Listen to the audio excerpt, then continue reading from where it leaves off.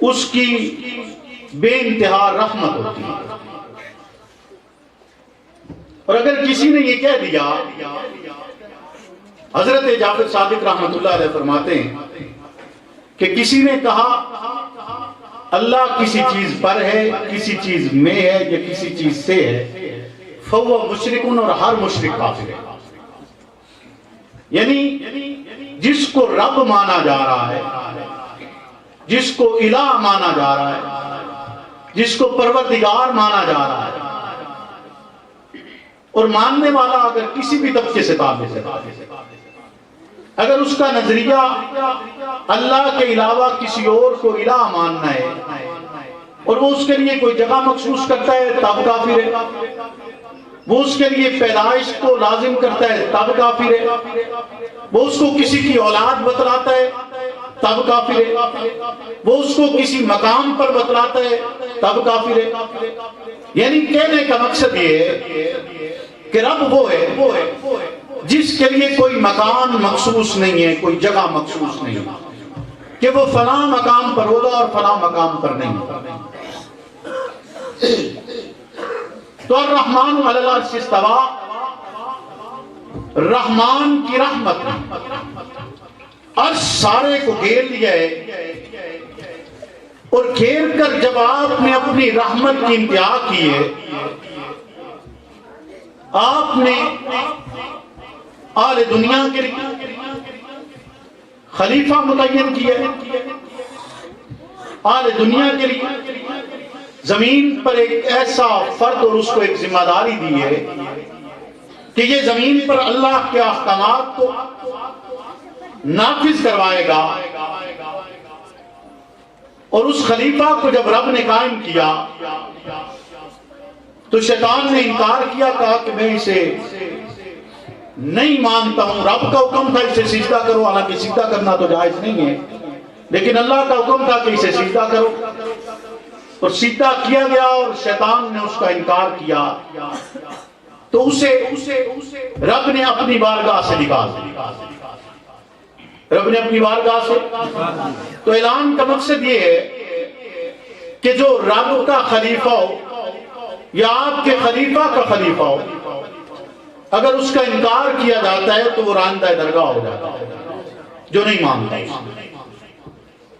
تو اللہ رب العزت نے اپنا نائب قائم کیا، اس میں صفت رحمت رکھی، اور وہ صفت رحمت جب کمال کو پہنچ گئی تو اسے رحمت للعالمین کہا۔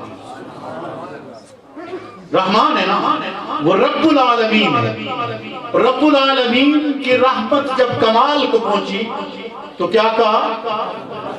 بولیے نا، رحمت للعالمین کہا۔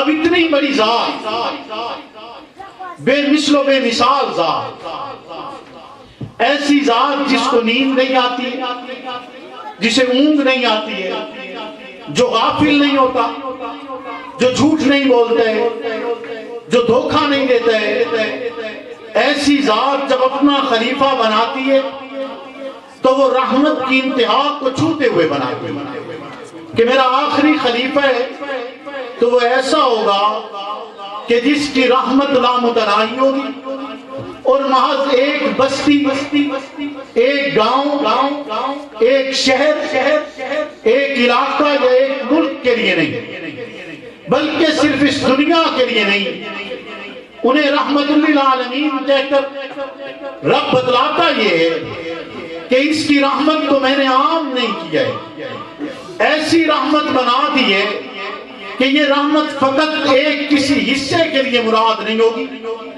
اس رحمت سے مراد وہ ہوگی کہ آپ سمجھیں گے کہ سارے جہانوں جیسے رب کی ربوبیت اور آپ کے عرش پر مستوی ہونے کو کہا، کہ جیسے رب کی رحمت نے عرش کو گھیرے، اسی طرح آپ کی رحمت نے جہانوں کو گھیر لیا ہے۔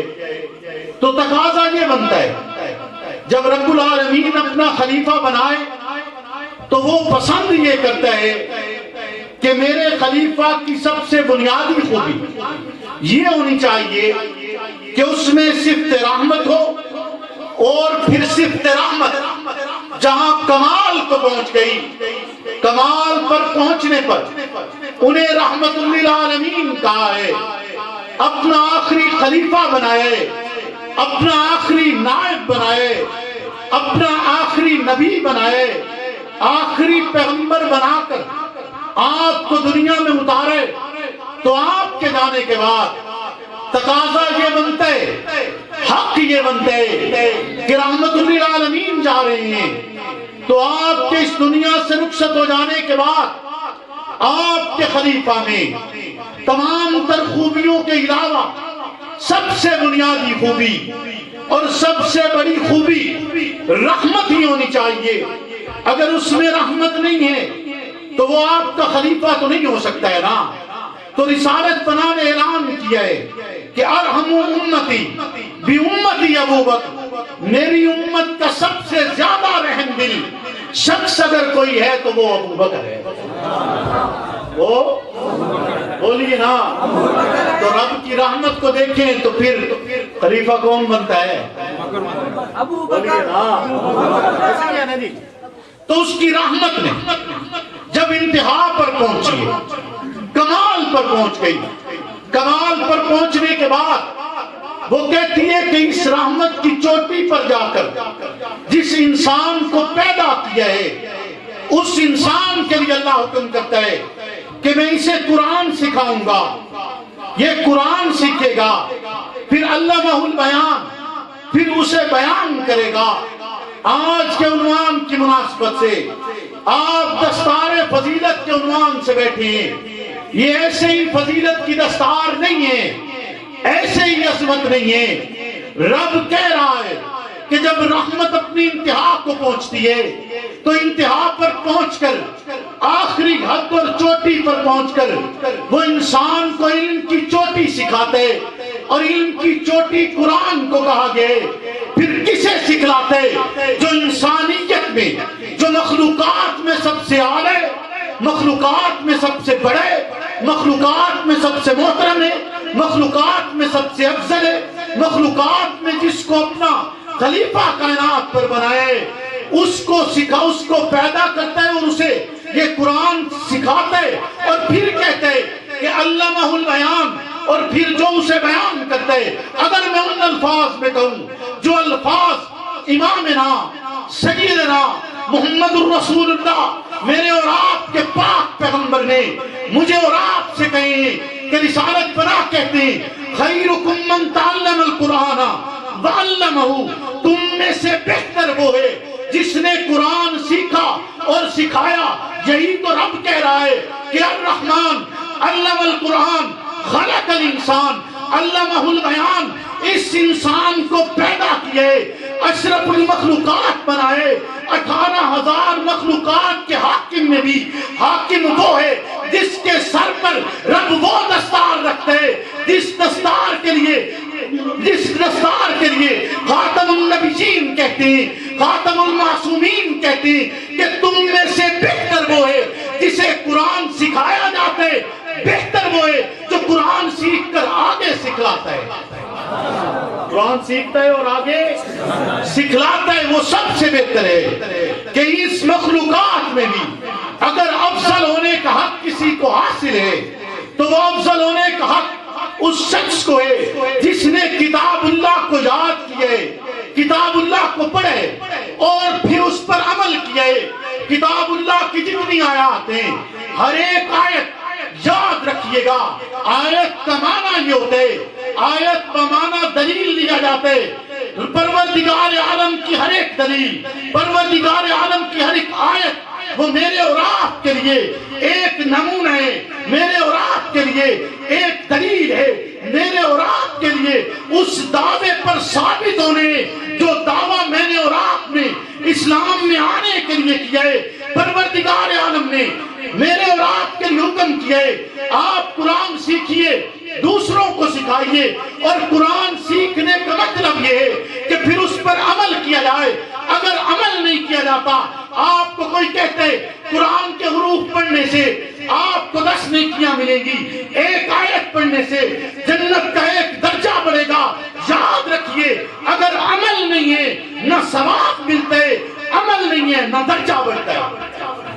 یہ متفقون علیہ بات ہے کہ اگر عمل نہیں ہوگا درجہ بھی نہیں بڑھے گا, عمل نہیں ہوگا ثواب بھی نہیں ملے گا. آپ نے سنا ہوا ہے نا کہ رسالت گناہ نے فرمایا ہے کہ کچھ منافق قاری بھی ہوں گے, بولیے نا, منافق قاری بھی ہوں گے جو قرآن پڑھیں گے تو صحیح لیکن ان کے حلق سے نیچے نہیں اترے گا, ان کے حلق کے نیچے نہیں اترے گا. یعنی قرآن کا حکم ہی یہی ہے کہ جب آپ نے قرآن پڑھنا ہے تو پھر اس پر بولیے نا پھر اس پر عمل کرنا ہے. تو مجھے اور آپ کو رسالت بنانے کے پیغام دیا کہ خیرکم من تعلم القرآن وعلمہ, تم میں سے بہتر وہ ہے جس نے قرآن سیکھا اور دوسروں کو. ایک روایت کے مطابق حضرت عمر رضی اللہ تعالیٰ عنہ صرف سورۃ بقرہ 12 سال میں سیکھی ہے, صرف سورۃ بقرہ. تو سیکھنے کا مطلب کیا تھا کہ اس کے تمام علوم کے ساتھ, اس کے تمام تر احکامات کے ساتھ اور اس پر عمل پیرا ہونے کے ساتھ اس کو سیکھا ہے, پڑھا نہیں, پڑھا اس کو سیکھا ہے. یعنی میرے اور آپ کے لیے حکم یہ ہے کہ قرآن صرف پڑھنا نہیں ہے, قرآن سیکھنا ہے. قرآن مجھے اور آپ کو پیغام دیتا ہے. اب میرا اور آپ کا دعویٰ یہ ہے کہ میں اور آپ مومن ہیں, میرا اور آپ کا دعویٰ یہ کہ میں اور آپ مسلمان ہیں, میرا اور آپ کا دعویٰ یہ کہ ہم نے لا الہ پڑھا ہے تو ہم سے بڑا مسلمان تو کوئی ہو ہی نہیں سکتا. کوئی آپ کو کافر کہے تو اس کے گلے نہیں پڑ جاتے ہو, پڑھتے ہو یا نہیں پڑھتے؟ ایسے ہی ہے نا, کوئی آپ کو کافر کہے تو حتیٰ کہ یہاں تو کافر کو بھی کافر کہا جائے تو وہ گلے پڑ جاتا ہے. بے شک بے شک, وہ خود نہ پڑھے تو کوئی اور گلے پڑ جاتا ہے. ایسے ہی ہے نا جی. تو یہاں اگر آپ کو کوئی کہہ دے کہ آپ مسلمان نہیں ہیں, آپ کہیں گے تیری جرت کیسے ہوئی, تو مجھے مسلمان نہ کہے. جیسے ایک مولوی صاحب تھے, انہوں نے کہہ دیا جو نماز نہیں پڑھتا کافر ہے. تو علاقے والے آ گئے ڈنڈے چھوٹے اٹھائے ہوئے, انہوں نے کہا مولوی صاحب تیری جرت, دانے ساڑھے کو تو سانو آ کے کافر ہے, بولو نا. مولوی صاحب نے پوچھا بھائی عید کی نماز پڑھتے ہو؟ کہا پڑھتے ہیں. کہا پھر تم مسلمان ہو, پھر تم مسلمان ہو. تو بات یہ ہے کہ میرا اور آپ کا دعویٰ ہے ہم مسلمان ہیں, ہم صاحب ایمان ہیں. بابر صاحب بیٹھے ہیں, یہاں کا کوئی مشہور کریانہ سٹور ہے کون سا؟ ایشین مال آپ کہہ لیں. ان کے پاس تو خیر تلا ہوا ہوگا, ان سے کسی نے کوئی جنرل سٹور بتائے نا, خواجہ. چلے خواجہ کا کہہ لیتے ہیں, ہمارے علاقے میں بھی ہے. خواجہ والے کے پاس اگر کوئی بندہ جائے اور جا کر کہے کہ مجھے 1 کلو چینی دے دیں, اور وہ 1 کلو چینی اس کی تول کے رکھے اور کہے کہ میں آگے سے باقی سامان لے کر آتا ہوں, یہ 1 کلو چینی آپ سے بعد میں لے دیتا ہوں, تو میں بعد میں اٹھا کر چلا جاؤں گا. اتنی دیر میں اس کا کوئی دوست آتا ہے اور وہ آ کر کہتا ہے کہ جی آپ مجھے یہ وزن کا جو کنڈا ہے یا باٹ ہے 1 کلو کا, یہ باٹ جو ہے آپ مجھے دے دیں, لوہے کا وہ جو باٹ ہوتا ہے جس سے تولا جاتا ہے, یہ آپ مجھے دے دیں. میں نے گھر میں کوئی چیز تولنی ہے جس کا وزن 1 کلو ہونا چاہیے, تو یہ آپ مجھے دے دیں. وہ دے کر چلا جاتا ہے. پیچھے بابر صاحب اسی کی دکان پر گئے ہیں, خواجہ سے اس نے کہا کہ خواجہ صاحب مجھے بھی 1 کلو چینی دے دیں. اب خواجہ صاحب کے پاس باٹ تو موجود نہیں تھا, وہ تو دوست لے گیا, لیکن 1 کلو چینی تلی ہوئی تھی. توجہ ہے آپ کی, 1 کلو چینی تلی ہوئی. وہ کہتا ہے کہ بابر صاحب یہ 1 کلو چینی تلی ہوئی ہے, اس کو آپ کے وزن کے برابر رکھ کر آپ کو 1 کلو تول دیتا ہوں, آپ کو قبول ہے؟ تو قبول ہوگی نا, کیونکہ 1 کلو تلی ہوئی ہے نا. تو اس کے مطابق آپ کہتے ہیں تلی ہوئی ہے. اب میں نے اور آپ نے کہہ دیا کہ میں اور آپ تو مسلمان, ہم سے بڑا تو کوئی مسلمان ہو نہیں سکتا, لیکن رب کی بارگاہ میں تو میرے بھائی میزان ہے, کنڈا ہے, وہ تو تولے گا. بولیے نا, اس کے ہاں تو کسوٹی ہے, اس کے ہاں تو اصول ہے ایمان کا. بغیر اصول کے وہاں کوئی ایمان نہیں, بغیر نظام کے کوئی ایمان نہیں. وہ تو تولتا ہے, اس نے میرا اور آپ کا ایمان تولنے, اور اس تولنے کے لیے اس نے اس کے مثل وزن ہمیں بتا دیا. اس کے مثل وزن ہے ہمیں بتا دیا کہ یہ مثل ہے, اگر اس کے مثل لاؤ گے تو تمہارا ایمان قابل قبول ہے, اس کے مثل نہیں لاؤ گے تو تمہارا ایمان قابل قبول ہے نماز پڑھ لی، روزہ رکھا، عبادات کی، بے شمار محنت اور مشقتوں کے بعد سارا دن مسجد میں رہے، اور مسجد میں رہنے کے بعد لوگوں نے صوفی تو کہا لیکن رب کی بارگاہ میں ایمان نہیں بنا، ایمان نہیں بنا، چونکہ یہ میں نے اور آپ نے کہا ہے کہ میرا ایمان ہے۔ جب تک رب نہ کہہ دے کہ ہاں تیرا ایمان اس وزن کے برابر ہے یا اس کی مثل ہے یا اس جیسا ہے یا اس راستے پر ہے، تو تب تک میرا اور آپ کا ایمان مکمل ہو سکتا؟ بولیے نہ ہو سکتے، نہیں ہو سکتا۔ وہ کیسا ہوگا؟ وہ ایمان ویسا ہے جیسا رب کہتے ہیں کہ اگر ایمان لانے آمنو بمثل ما آمنتم بھی فقد اہتدوا، ہدایت کے لیے تو ساری محنت تھی، ہدایت تو اسے بھی چاہیے۔ آپ کتاب اللہ پڑھتے ہیں، آج کی محفل کا عنوان بھی یہی ہے کہ کتاب اللہ کی فضیلت ہے، کتاب اللہ کی عظمت ہے، کتاب اللہ کا آغاز ہوتا ہے۔ رب کہتا ہے ذالک الکتاب لا ریب فیہ، یہ ایسی کتاب ہے جس میں کوئی شک اور شبہ نہیں، لیکن یہ کتاب ھدی للمتقین، یہ متقیوں کے لیے ہدایت ہے۔ یعنی جس کو میں نے اور آپ نے نمازی پرہیزگار سمجھا، رب کہتا ہے اسے بھی ہدایت کی ضرورت ہے۔ نہیں سمجھے؟ بولیے نا، جس کو میں نے اور آپ نے نمازی پرہیزی سمجھا، متقی بن گیا، رب کیا کہتا ہے؟ ھدی للمتقین، اس کے لیے بھی ہدایت کی ضرورت ہے، اس کے لیے بھی ہدایت کی ضرورت ہے۔ بولیے نا، رب جو کہہ رہا ہے ھدی للمتقین کی کتاب ہدایت والا، ہدایت اس کو ملے گی جو متقی ہوگا، تو متقیوں کے لیے یہ کتاب ہدایت ہے، تو ہدایت کہاں سے ملے گی؟ ہدایت کہاں سے ملے گی؟ ہدایت کا کون سا راستہ ہوگا؟ حضور کہتے ہیں سألت ربی عن اختلاف اصحابی من بعدی فأوحى الی یا محمد ان اصحابک عندی بمنزلۃ النجوم فی السماء بعضهم اقوى من بعض ولکل نور فمن اخذ بشیء من اختلافهم فهو عندی علی ھدی۔ حضور کہتے ہیں میں نے اپنے رب سے سوال کیا اپنے صحابہ کے اختلاف کے متعلق، فأوحى الیہ یا محمد، رب وحی نازل کرتا ہے، وحی نازل کر کے کہتا ہے اے محمد ان اصحابک عندی بمنزلۃ النجوم فی السماء، آپ کے صحابہ میرے نزدیک آسمان کے ستارے ہیں، وَلِكُلِّ نور، اور ان میں سے ہر ایک کے لیے نور ہے، فمن اخذ بشیء من اختلافهم فهو عندی علی ھدی، جو بھی شخص ان کے اس طریقے پر چلے گا اور ان کے اس اختلاف میں سے بھی اگر کوئی معمولی سی شے بھی لے گا فَهُوَ عِنْدِي عَلَىٰ ھُدًى، میرے نزدیک وہ ہدایت پر ہوگا۔ سرکار کہتی ہیں قال عمر قال رسول اللہ صلی اللہ علیہ وسلم اصحابی کالنجوم فبأیہم اقتدیتم اہتدیتم، میرے صحابہ ستاروں کی مانند ہیں، جس کی بھی اتباع کرو گے ہدایت آپ کے مقدر میں لکھ دی جائے گی۔ رب کہتے ہیں آمنوا بمثل ما آمنتم بھی فقد اہتدوا، ایمان لاؤ جیسا وہ ایمان لائے، ہدایت آپ کے مقدر میں لکھ دی جائے گی۔ وہ ایمان کیسا ہے؟ کس طرح کا ایمان ہے کہ جب ویسا ایمان لایا جاتا ہے پھر ایمان بدلتا نہیں، جب اس طرز پر انسان مسلمان ہوتا ہے پھر اس کے ایمان میں کوئی شبہ باقی نہیں بچتا ہے، جب ویسا ایمان لایا جاتا ہے پھر رب کی بارگاہ میں قبول ہے۔ وہ کسوٹی، وہ معیار، وہ میزان، وہ اصول، وہ بنیاد کیا ہے؟ جس بنیاد پر ایمان لائیں گے تو اس جیسا ایمان بن جائے گا جس کے لیے رب کہتے ہیں آمنوا بمثل ما آمنتم بھی۔ بولیے نا، اس بنیاد پر نہیں ہوگا تو ایمان نہیں ہے۔ ایک شخص آپ کو کہے کہ مغرب کی طرف نہیں مشرق کی طرف مکہ ہے، مکہ جانا چاہتے ہیں آپ؟ بولیے نا۔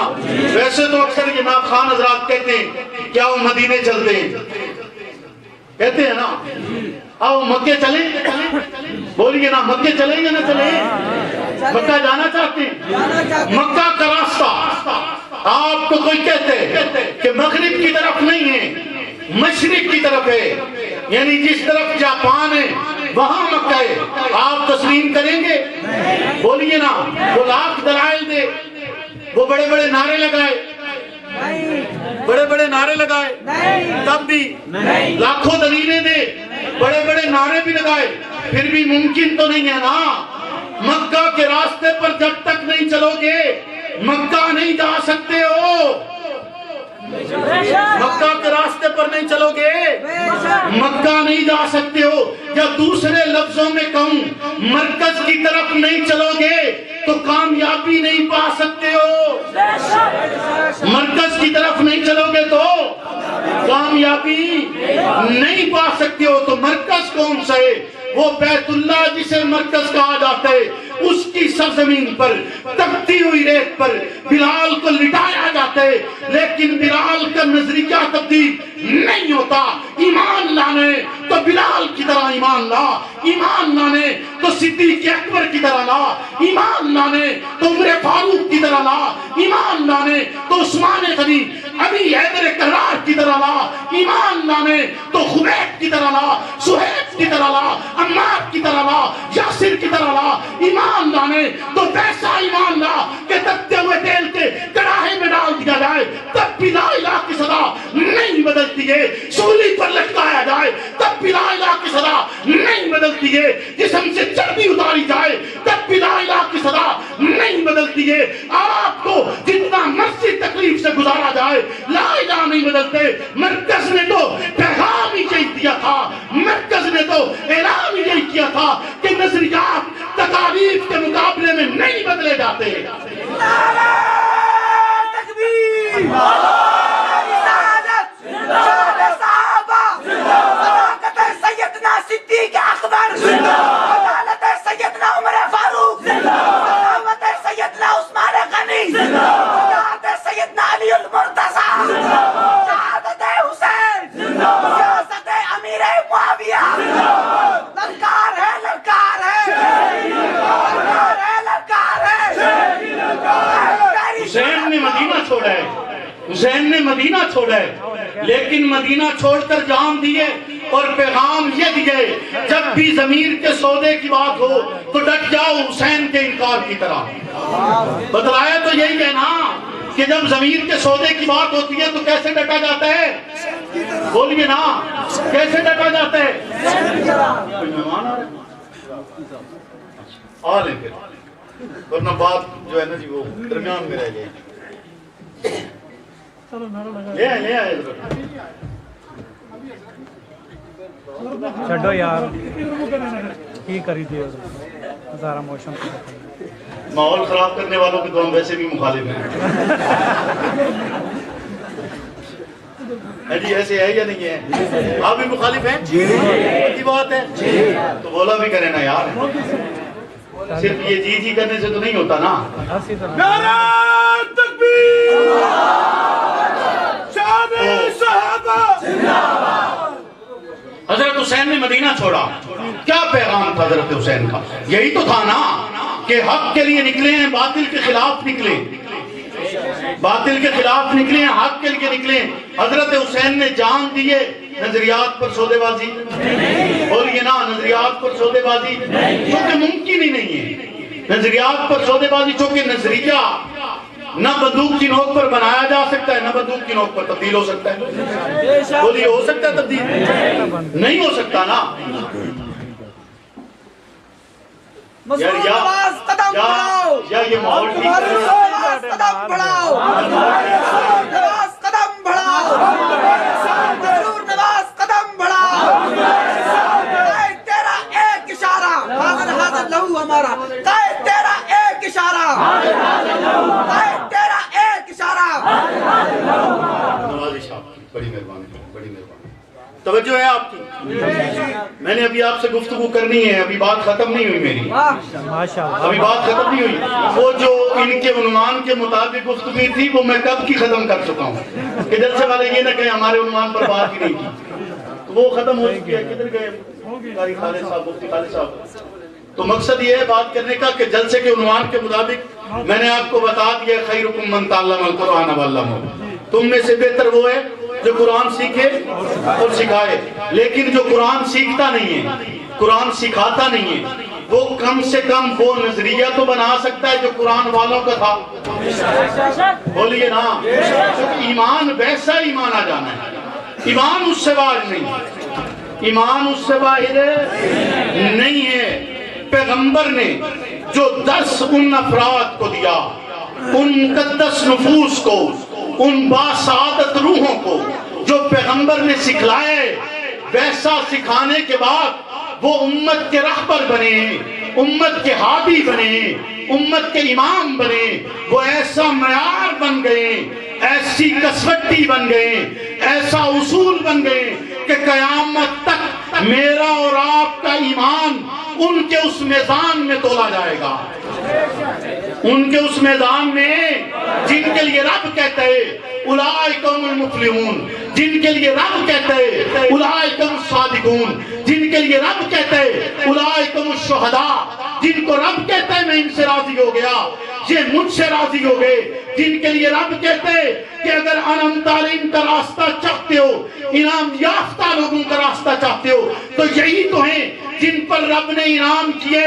اور ان میں مقدس پیغمبر بھیجے، پاک نبی بھیجے، آخری پیغمبر بھیجے، آخری امام بھیجے، آخری معصوم بھیجے، آخری مقتدا بھیجے، آخری نبی اور رسول بھیج کر، پیغمبر کو بھیج کر رب نے بتلائے کہ ان کو میں نے بھیجا ہے اور رسالت بنانے اعلان کیے اس دین کے لیے، اس اسلام کے لیے جو شروع ہوا تھا حضرت آدم علیہ السلام سے لے کر، حضرت آدم سے لے کر محمد الرسول اللہ تک اور قیامت کے دن تک اگر کوئی دین ہے تو وہ دین صرف اسلام ہے، اور اسلام کا پیغام ہے لا الہ الا اللہ۔ لا الہ کا مطلب صرف یہ نہیں ہے کہ اللہ کے سوا کوئی معبود نہیں ہے، بلکہ اس کا مطلب یہ بھی ہے کہ اللہ کے سوا اور کوئی نقصان نہیں پہنچا سکتا، اللہ کے سوا کوئی اور نفع نہیں دے سکتے، اللہ کے سوا کوئی اور عزت نہیں دیتا، اللہ کے سوا کوئی اور ذلت نہیں دیتے، اللہ کے سوا نہ آپ کا کوئی اور نقصان کر سکتے،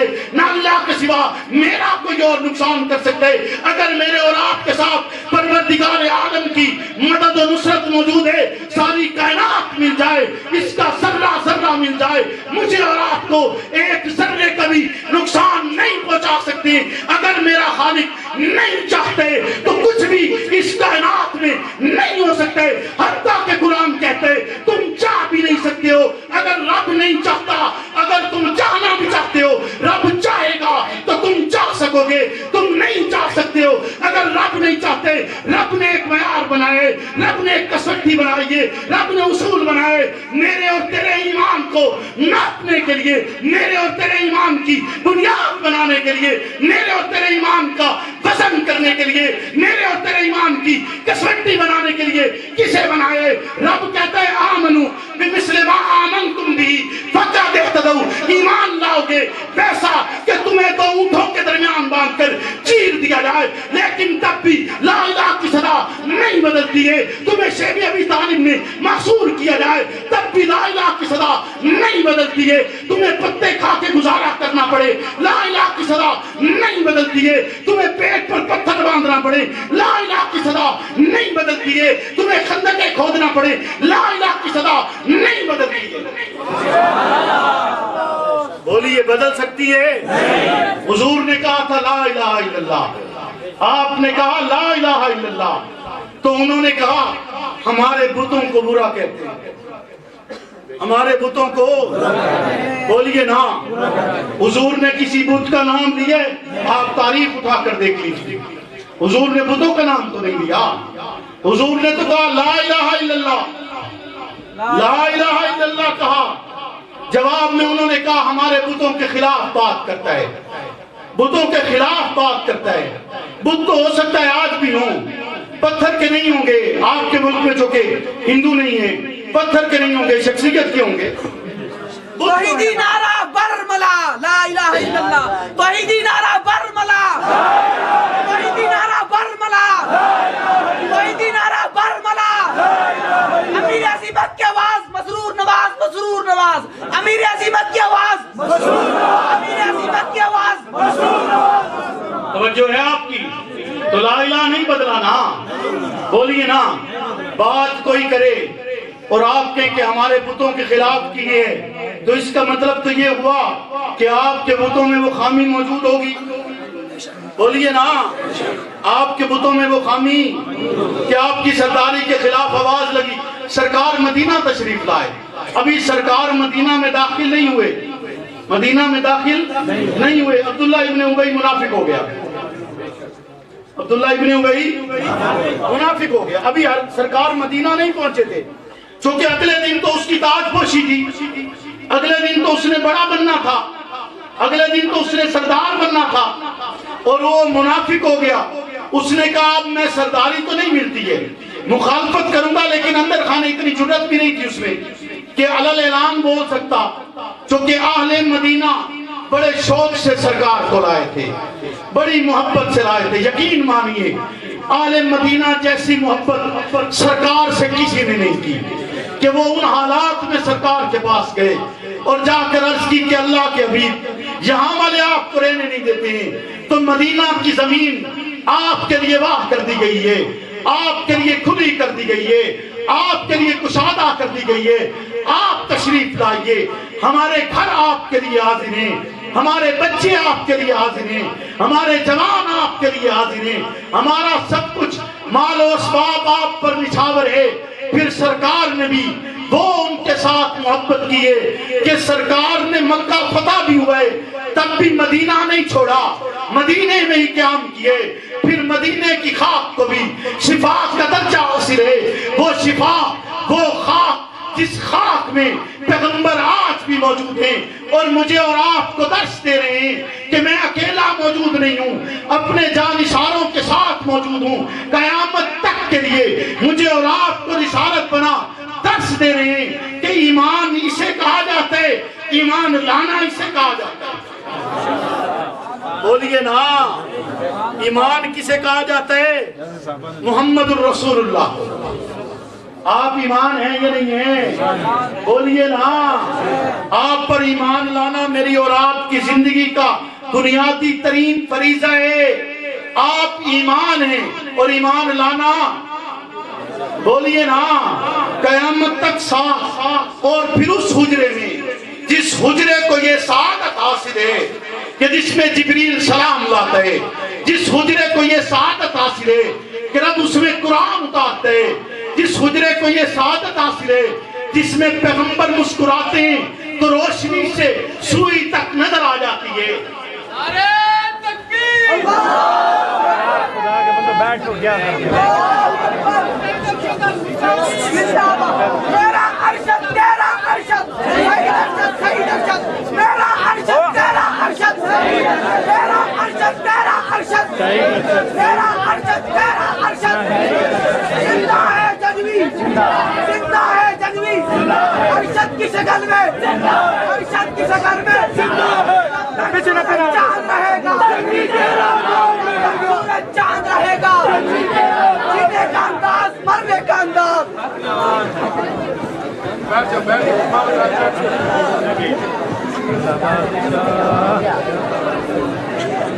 دیکھیں اور بادام تھوڑے رہ گئے تو کاٹ کر کے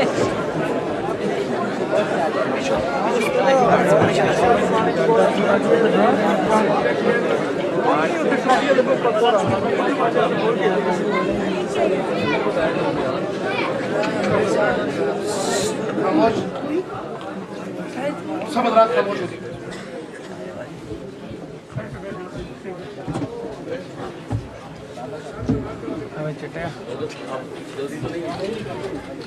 حضرت تشریف لائیں, بہت عزیز اور محترم بھائی ہمارے, بلکہ ان کی آمد پہ ایک جملہ یاد آیا مجھے, انہی کا ہے, میرا نہیں ہے, انہی کا ہے. یہ کہتے ہوتے ہیں کہ کافروں سے تو میں خود بچوں گا, منافقوں سے خدا بچائے. ماشاءاللہ ماشاءاللہ. تو انشاءاللہ ہم حضرت کا کلام سنیں گے, آپ بھی سنیں گے, ہم بھی سنیں گے انشاءاللہ. اللہ نے انہیں بہت بڑا ملکہ عطا فرمایا ہے کہ بہت سی باتیں انہوں نے نظم کی شکل میں وہ کہہ دی, شاید وہ میرے اور آپ کے دل کی یقیناً ترجمانی کرتی ہیں وہ باتیں جو حضرت نے شعروں کی شکل میں کہہ دی. اللہ ان کی عمر دراز فرمائے, ان کی حفاظت فرمائے, خصوصیت عطا فرمائے. تو بات آپ کو یاد ہے ہم کہاں تھے؟ بولی مدینے میں, مدینے میں, مدینے میں, مدینے میں کی بات ہے. راستہ بھولے تو نہیں؟ راستہ بھولے تو نہیں؟ مکے جانا ہے نہیں؟ اسی راستے پہ جو مکہ کا ہے. کوئی آپ سے کہے کہ یہ راستہ مکے کو جاتا ہے, اس کے لیے دلائل بھی دے, اس کے لیے مثالیں بھی دے دیں. تو اگر وہ مکے کو جاتا ہی نہ ہو تو مکے جائیں گے کیسے؟ تھک تو سکتے ہیں, مکے نہیں جا سکتے. تھک تو سکتے ہیں, مکے کی خوشبو بھی نہیں پا سکتے. ایسے ہی ہے نا. آپ نے کبھی, آپ کے یہاں بڑی سوسائٹیاں ہیں, یہاں پر لوگ کھجور کے درخت لگاتے ہوں گے, لگے ہوئے ہوتے ہیں نا سوسائٹیز میں, آپ نے دیکھے ہوں گے. وہ پورا تناور درخت لے کر آتے ہیں اور اس پر لگا دیتے ہیں اور کہتے ہیں یہ پھل بھی دے گا. پھل دے سکتا ہے؟ وہ خشک ہو کر گر جاتا ہے. ایسے ہی ہے نا, کیونکہ آپ نے اس کو اس کی بنیاد سے جدا کر دیا. بولو نا, میری گال نہیں سمجھی؟ نہیں سمجھے؟ نہیں سمجھے کیوں حضرت؟ آپ نے اس کی بنیاد سے اسے جدا کر دیے. اب وہ پھل نہیں دے گا. نظریہ جب بانی کی بنیاد سے ہٹ جائے, پھل نہیں دیتا, منزل نہیں دیتا, کامیابی نہیں دیتا. تبھی کامیابی ملتی ہے جب آپ نے اس بنیاد پر اس کی بنیاد رکھنی ہے, اسی پر اس کو آگے بڑھانا ہے. اگر اس بنیاد سے ہٹائیں گے, ہو سکتا ہے وہ آپ کو بڑا تناور دکھائی دے, ہو سکتا ہے وہ آپ کو بڑا خوشگوار دکھائی دے, ہو سکتا ہے وہ آپ کو بہت بڑا اور اعلیٰ دکھائی دے, لیکن پھل نہیں دے گا, خشک ہو کر گر جائے گا. جب آپ اسے اس کی بنیاد پر رکھیں گے, وہ پھل بھی دے گا, وہ بڑھے گا بھی صحیح, اس کی زندگی بھی ہوگی ایک طویل زندگی, وہ جیے گا بھی صحیح. جب نظریہ اپنی بنیاد پر ہوتے تب نظریہ پھلتا بھی ہے, نظریہ پھولتا بھی ہے, نظریہ بڑھتا بھی ہے. نظریات اسی وقت آگے پہنچ سکتے ہیں جب اس بنیاد پر ہوں. جب بنیاد تبدیل ہو جائے, جب بنیاد بدل دی جائے, پھر یاد رکھیے نظریات بدل جاتے ہیں. کیا صدیق اکبر نے نظریہ بدلا تھا؟ اگر صدیق نظریہ بدل دیتے تو کیا میں اور آپ مسلمان ہوتے؟ وہی تو دھوکہ تھا, وہی تو بنیاد تھی. لیکن صدیق اکبر کہتے ہیں کہ اگر جنگل کے درندے بھی آ کر صدیق کو گھسیٹتے ہوئے مدینہ سے لے کر چلے جائیں, تب بھی جو میرے نبی نے حکم کیا ہے ویسا ویسا ہوگا. ایک لمحے کی بھی تبدیلی, ایک حرف کی بھی تبدیلی میں بانی کے نظریات میں نہیں کروں گا. اگر بانی کے نظریات میں صدیق تھوڑی سی تبدیلی بھی کر دیتا, میں اور آپ آج بھی کسی پتھر کے بت کے سامنے جھک رہے ہوتے. صدیق نے ہمیں سمجھائے نظریہ اصل بنیاد ہے, صدیق نے بتلائے اصل تو پیغام ہوتے, صدیق نے بتلائے اصل تو بیانیہ ہوتے, صدیق نے بتلائے نبوی پیغام کو عام کیے. صدیق نے کہا ہے نبوی پیغام پر قیامت کے دن تک کھڑے رہو, نہ تم کسی پتھر کے بت کے سامنے جھکو گے, نہ تم کسی شخصیت کے بت کے سامنے جھکو گے. تمہیں اگر جھکنے تو اس پروردگار کی بارگاہ میں جھکنے, اس الہ کی بارگاہ میں جھکنے, اس ایک کی بارگاہ میں جھکنے, اس وحدہ لا شریک کی بارگاہ میں جھکنے. اگر ڈر اور خوف کسی کا ہو سکتے تو وہ صرف اسی کی ذات ہے, اس کے علاوہ کسی اور کا ڈر اور خوف نہیں ہو سکتے. یہ جینا بھی کیا جینا ہوگا جس جینے کے اندر اتنی ذلت ہو کہ آپ ڈرتے بھی ہوں, آپ جھجکتے بھی ہوں, اور ڈرتے اور جھجکتے ہوئے اگر آپ کے دل میں اس نظریے میں فرق آیا جو نظریہ آپ کو اس بانی نے دیے, تو پھر یاد رکھیے میری اور آپ کی زندگی ضائع جائے گی. اسے کامیاب زندگی نہیں کہا جا سکتے. آپ بول نہیں سکتے, کم سے کم اپنے دل میں وہ نظریہ اس بنیاد پر تو رکھ سکتے ہیں جو نظریہ بانی نے بنایا تھا. بانی کے نظریات پر جو عمارت کھڑی ہوتی ہے وہی عمارت قائم رہتی ہے. آج اسلام 14 صدیاں گزرنے کے بعد بھی اگر قائم ہے تو بنیاد بانی کا وہ نظریہ تھا, بانی کا وہ بیانیہ تھا, بانی کے وہ اصول تھے. انہی اصول پر قائم رہ کر مجھے اور آپ کو دین کے اس پیغام کو آگے پہنچانے اور یہ سوچ کر پہنچانے, اسی جرأت کے ساتھ, اسی استقامت کے ساتھ, اسی نظریے کے ساتھ, اسی سوچ کے ساتھ, اسی پیغام کے ساتھ, اسی کاش کے ساتھ جو آج بھی مرشد حق نواز کی قبر سے مجھے اور آپ کو سنائی دیتے.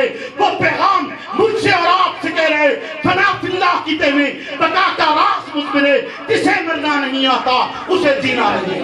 میری آواز تیری آواز, میری آواز